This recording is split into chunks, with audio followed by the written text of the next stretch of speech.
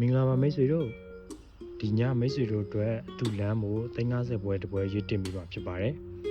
ဆိုတော့သုံးသက်ချက်ကိုကျွန်တော်တို့ခုပဲစလိုက်ကြရအောင်3 2 1ဒီညတော့350ပွဲဖြစ်ဒေါ်မွန်ဘီလာရဲ့ပွဲကိုသုံးသက်ရွေးချယ်ပေးကြပါတယ်ဒီပွဲကိုကျွန်တော်အနေနဲ့အချက်3ချက်ကိုက်ညီမှုရှိမရှိစစ်ထုတ်ပြီးတော့မှမိတ်ဆွေတို့ကိုရွေးချယ်ပေးမှဖြစ်ပါတယ်ဆိုတော့နံပါတ်1ချက်အနေနဲ့ဈေးတန်းအရာဖြစ်တင်ရလားနံပါတ်2ရှက်အနေနဲ့ရှေ့စွမ်းဒီနှစ်တင်းရဲ့လက်ရှိရှေ့စွမ်းအရာရွေးချယ်တင်ရလားနံပါတ်3ရှက်အနေနဲ့ကတော့ဈေးအောင်တင်လားမအောင်တင်လားဆိုတာကိုကျွန်တော်တို့သုံးသပ်ရွေးချယ်ပေးမှာဖြစ်ပါတယ်ဆိုတော့စလိုက်ကြရအောင်โอเคနံပါတ်1ရှက်အနေနဲ့ဈေးတန်းအရာဖြစ်တင်ရလားဒေါ်မွန်အနေနဲ့ဒီညမှာဘီလာရဲ့ကို180နိုင်ဆိုပြီးတော့ဈေးကြောပေးထားပါတယ်ဒီဈေးတန်းကဖြစ်တင်လာဆိုတော့ကျွန်တော်စဉ်းစားကြည့်အောင်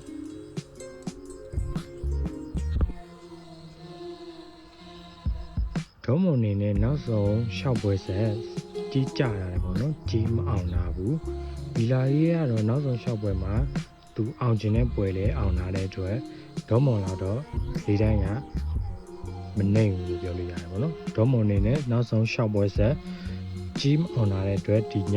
သူ့ရဲ့ပေါက်ကြီးကဖြစ်တင်တယ်လို့ယူဆပါတယ်ဒါကြောင့်နံပါတ်1ချက်အနေနဲ့ဈေးတန်းအရဒေါ်မွန်ကဖြစ်တင်တဲ့အနေထားလို့ယူဆပါတယ်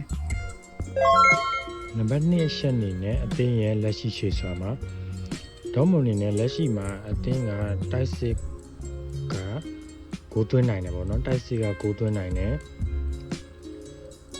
ခန့်စစ်ကကိုပေးနေရတယ်ပေါ့နော်ဘီလာရေးကလည်းလက်ရှိမှာတိုက်စစ်က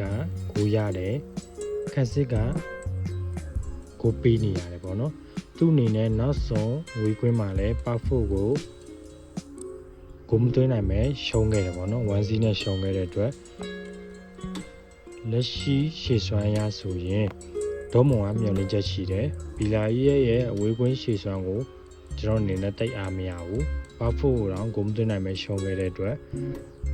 ချန်ပီယံလိလိုပြိုင်ပွဲမှာ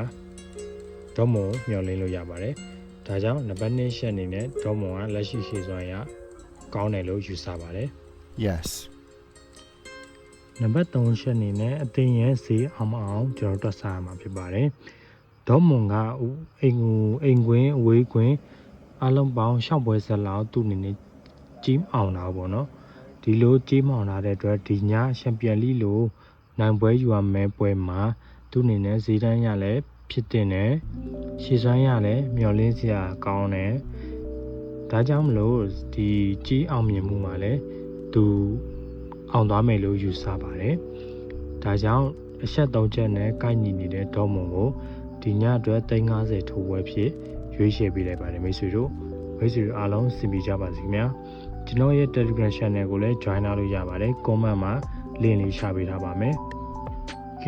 အားလုံးပဲနောက်ရက်တွေမှာကျွန်တော်တို့အောင်ပွဲခံပါမယ်အားလုံးကြည့်ရှုပေးတဲ့မိတ်ဆွေတို့အားလုံးကိုကျေးဇူးတင်ပါတယ်အသေးလေးတွေနှိပ်ခဲ့ပေးလို့ရပါတယ်